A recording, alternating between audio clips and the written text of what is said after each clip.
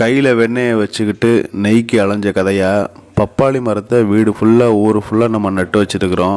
இது போக கை வலிக்குது, கால் வலிக்குது, மூட்டு வலிக்குது, டெங்கு காய்ச்சல் வருது, என்னென்னமோ சொல்கிறாங்க. உலகத்திலேயே டெங்குக்கும் அதே மாதிரி உடம்புல இருக்கக்கூடிய இம்யூன் சிஸ்டம், அதாவது நோய் எதிர்ப்பு சக்தியை அதிகமாக நமக்கு இது தரும் இந்த பப்பாளியோடைய இலை. நம்ம இன்றைக்கி 2 சிஸ்டம் செய்ய போகிறோம். கண்டிப்பாக இந்த வீடியோ உங்களுக்கு யூஸ்ஃபுல்லாக இருக்கும், ஸ்கிப் பண்ணிடாதீங்க. ரொம்ப பழைய மெத்தடு, வாங்க பார்க்கலாம். ஒரு முழு இலையை நான் 2 விதமாக நான் கட் பண்ணி எடுத்துக்கிட்டேன்.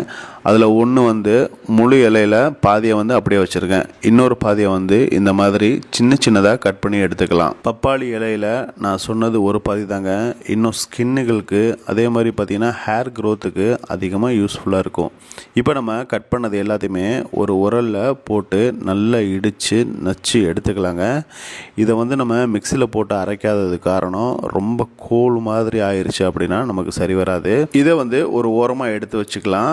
வீடியோவை ஃபுல்லாக பாருங்கள், அப்போ தான் உங்களுக்கு கிளியராக புரியும். நான் கிளியராக சொல்லியிருக்கிறேன். அடுத்ததாக பார்த்தீங்கன்னா, ஒரு டீ போடுற பாத்திரத்தில் 2 டம்ளர் அளவுக்கு தண்ணி ஊற்றிட்டு இந்த பப்பாளி இலையோடைய முழு இலையில் ஒரு பாதியை இந்த மாதிரி தண்ணியில் போட்டு நல்லா கொதிக்க வச்சு, தண்ணி பார்த்திங்கன்னா கொஞ்சம் பச்சை நிறத்தில் வந்ததுக்கப்புறம் இதை நம்ம ஸ்டாப் பண்ணிடணும். இதை நம்ம வடிகட்டி குடிக்கணும். அதுக்கான காரணம் என்ன, அது என்னங்கிறத நான் அப்புறமாட்டி சொல்கிறேன். அடுத்ததாக பார்த்திங்கன்னா, ஒரு உரலில் இந்த மாதிரி, அதாவது பிரியாணி இலை, பே லீஃப்னு சொல்லக்கூடிய பிரியாணி இலை 2 எடுத்து போட்டுக்கலாம். சின்ன சைஸ் இஞ்சி 1 எடுத்துக்கலாம். அதே மாதிரி பார்த்திங்கன்னா 5 பூண்டு எடுத்துக்கலாம். இப்போ அடுத்ததாக பார்த்திங்கன்னா கிராம்பு இந்த மாதிரி மேலே முட்டுக்கள் முழுசாக இருக்கக்கூடிய அளவுக்கு இருந்துச்சுன்னா ஒரு 15 கிராம்பு எண்ணெய் எடுத்துக்கலாம். அடுத்ததாக பார்த்திங்கன்னா இது எல்லாத்தையுமே நல்லா இடித்து வச்சுக்கலாங்க. இந்த மெத்தடு பார்த்திங்கன்னா ஆயுர்வேதத்துலையும் இருக்குது. இந்த மெத்தடு நீங்கள் கண்டிப்பாக ட்ரை பண்ணணும். அடுத்ததாக பார்த்திங்கன்னா இப்போ நமக்கு இந்த பச்சை நிறத்தில் இருக்கக்கூடிய அது ரெடி ஆயிடுச்சு தண்ணி. அடுத்ததாக ஒரு இரும்பு கடாயிலையோ இல்லாட்டி இந்த மாதிரி மண் சட்டி இருந்துச்சுன்னா எடுத்துக்கோங்க. 300 ml நான் ஆயில் ஊற்றிருக்கேன். என்ன ஆயில்னா நல்லெண்ணெய் இல்லாட்டி கடுகெண்ணெய் இருந்துச்சுன்னா எடுத்துக்கோங்க. நம்ம ஒரு பாதியை உரலில் இடித்தோம் பார்த்தீங்களா அந்த இலையை, அதை இதில் நான் சேர்த்துக்கிட்டேன். அடுத்ததாக 1 ஸ்பூன் அளவுக்கு ஓமம் சேர்த்துருக்கேன். ஓமம் கண்டிப்பாக நீங்கள் சேருங்க.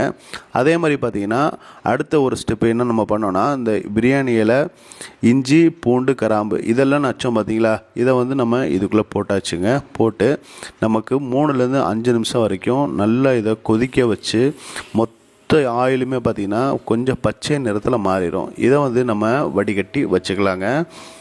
குழப்பிக்காதீங்க. ரொம்ப ஈஸியான மெத்தடு தான். பார்க்க உங்களுக்கு புரியாத மாதிரி இருக்கும், ஆனால் ரொம்ப ஈஸியான மெத்தடு. ஒரு இலையை 3 பங்காக பிரித்து தண்ணி மாதிரி ரெடி பண்ணிட்டோம். ஒரு பாதியை ஆயில் மாதிரி ரெடி பண்ணியிருக்கோம். அவ்வளோதான், ரொம்ப ஈஸி. இப்போ இன்னொரு பாதியை நம்ம ரெடி பண்ண ஆயில் இருக்குது பார்த்தீங்களா, அதில் சிம்மில் வச்சு சும்மா லைட்டாக இந்த மாதிரி வாட்டி எடுத்துக்கலாம். அந்த ஆயில் இந்த இலையில் முழுசாக படணும்.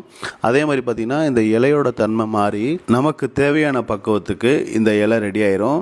தண்ணி நம்ம ஆரம்பத்தில் ரெடி பண்ணோம் பார்த்தீங்களா, இலையை கொதிக்க வச்சு அந்த தண்ணியை நீங்கள் வாரத்துக்கு 1 தடவையோ இல்லாட்டி 2 தடவையோ கண்டிப்பாக குடிங்க.